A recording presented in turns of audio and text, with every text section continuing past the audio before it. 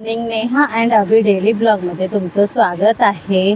आणि आता झाली आहे सकाळ. सकाळ तर खूप लवकर झालेली, 5 वाजता झाली. त्यानंतर मग पाणी बिणी भरलं, मशीन लावली. त्यानंतर मग अभि गेला 6:30 वाजता जिमला. आणि त्यानंतर मग मी थोडीशी झोपली, उठली.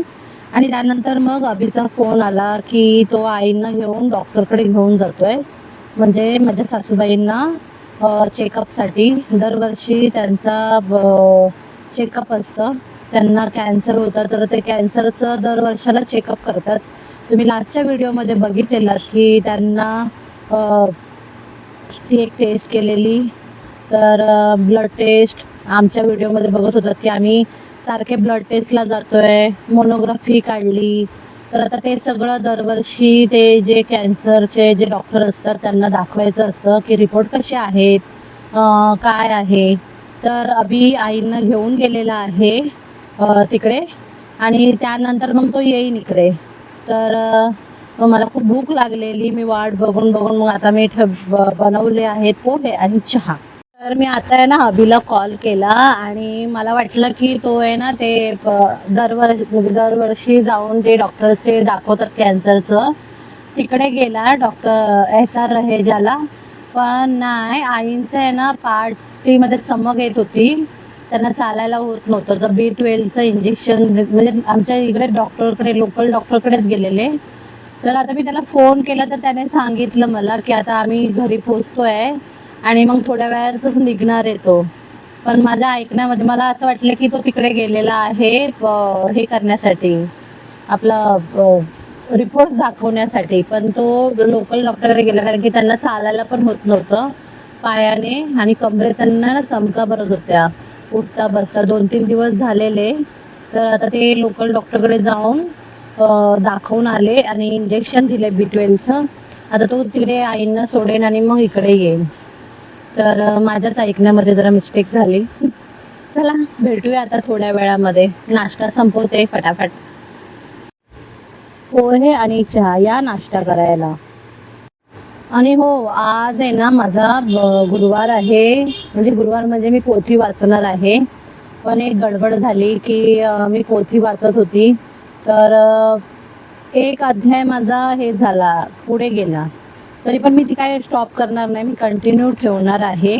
आणि माझा आज गुरुवारची पूजा आहे स्वामींचं. मठात जायला भेटलं तर आम्ही मठात पण जाऊ आणि देवपूजा पण करायची आहे. आता आजचा शेड्यूल आहे, बघूया कसं काय होतंय ते. माझी एक मैत्रीण आहे दीपिका, खोतवाडीमध्ये राहते, सांताक्रूजला. तिच्या घरी पण देवी बसलेली आहे. तर आम्ही तिकडे पण जाणार आहोत, कारण की उद्या त्यांची देवी जाणार आहे आणि त्यांनी आपल्याला इन्व्हिटेशन दिलेलं आहे. पण तिकडे पण जाणार आहोत, आपण जाऊया तिकडे. तर असं टप्प्याटप्प्याने आहे. तर बघूया आता किती कामं आपली होत आहेत आणि किती राहत आहेत. आता माझा नाश्ता थंड होत आहे आणि मला भूक लागली आहे, आता मी खाते आणि आपण भेटूया थोड्या वेळामध्ये. आता झाली आहे संध्याकाळ. संध्याकाळ आहे, गुरुवारचा दिवस आहे. नेहा अध्याय वाचते आहे गुरुचरित्राचे ना, बोधकथाचे. तर आत्ताच जस्ट वाचून झालं तिचं. तर पूजा पण केली आहे तिने आज. बघूया आपण.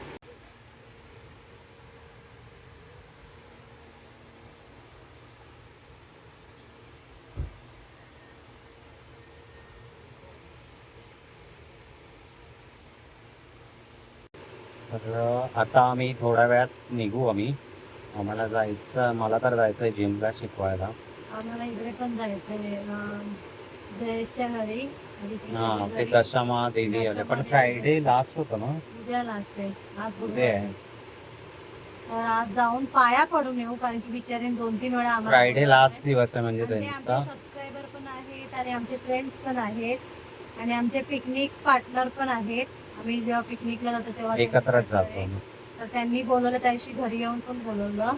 तर आता आम्ही जाणार आहोत, तयारी करतो. मग तिकडे जाऊन मग तिकडनं आम्ही जाईन जिमला, म्हणजे जाईन चालायला. आता भेटूया थोड्या वेळामध्ये. आता आम्ही आलो सांताक्रूजच्या घरी, बाहेरच भेटलो. तर आता आम्ही चाललोय जयेशच्या घरी. दशामा देवी आली आहे त्यांच्या घरी, तर त्याचं दर्शन घ्यायला. आता आम्ही तिच्या गल्लीमध्ये आलेलो आहोत. आमच्या घरी जातो. हा बघा हे घर आहे. तर दशामा आहेत. हाँ अपन नहीं कर सकते ना. वो तो रेवा इसलिए मैं रुका हूँ. वहाँ के मम्मी पापा भी बहन के घर बैठे थे, उनके घर पे भी बैठा है ना, हाँ उनके घर पे भी. तो फिर वो उधर जाएंगे, फिर वो रात को आएंगे. आज हाँ. कल लास्ट दिन है ना, हाँ. आज जाके और कितने दिन का रहता है? 10 दिन.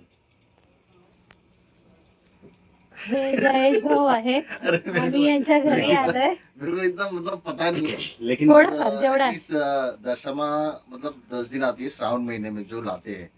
और जैसे कि दशमा मध्य रात्रि में आती है, मध्य रात्रि में ही जाती है. अच्छा म्हणजे किती वाजता आणतात? रात के 12 के बाद. अच्छा 12 के बाद लाते हैं और 12 के बाद ही जाती है 10 दिन के बाद. अच्छा. वैसा रहता है. दशमा की स्टोरी आप पढ़ेंगे तो यूट्यूब पे भी है, उसकी बुक भी है. जैसे है जैसे राजा महाराजा के ऊपर जैसे स्टोरी है, जिसकी महारानी को दशमा का उपवास करती है. जो 10 दिन उपवास करने के राजा बोलता है मत करना, हम लोग थोड़ी गरीब है जो हम लोग उपवास कर पाएंगे. लेकिन वो उपवास से उसको पता चलता क्या है दशमा का उपवास क्या होता है. उसके ऊपर स्टोरी बहुत बड़ी है. ऐसा है स्टोरी. अच्छा. अरे सचिन के घर पे गए तो मैं बोला जाके आओ. सचिन भाऊ पण आलेले आहेत पाया पडण्यासाठी. सगळे आले वाटत. आणि जयेश भाऊकडे कोणच नाही, त्यांच्या वाईफ पण आलेत.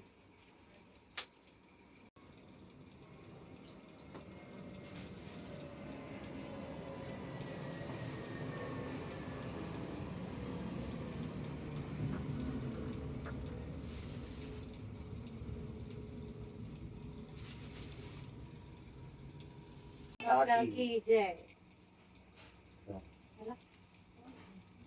प्रसाद लो ना. हा, घेते. 9 बजे आरती करते. 9 बजे सब लोग आज भोजन आते. सगळे घरी बैठ के आरती करते. हा बरं आहे ना.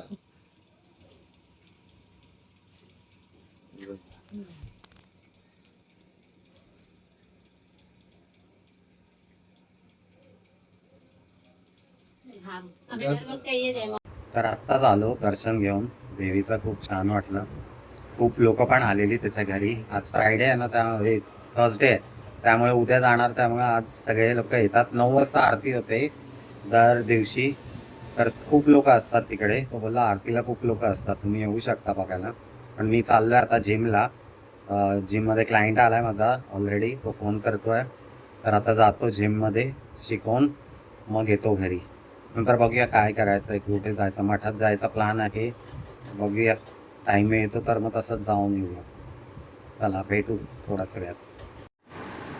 आणि आहे ना आमचे व्हिडिओ कसे वाटतात ते नक्की आम्हाला कमेंट बॉक्समध्ये सांगा. आणि म्हणजे कसं वाटतंय पूर्ण व्हिडिओ बघा. कारण की कधी कधी काय होतं माहिती आहे का, की आता सेम जे रुटीन असतं त्याच्यामध्ये आम्ही काही नवीन करू शकत नाही.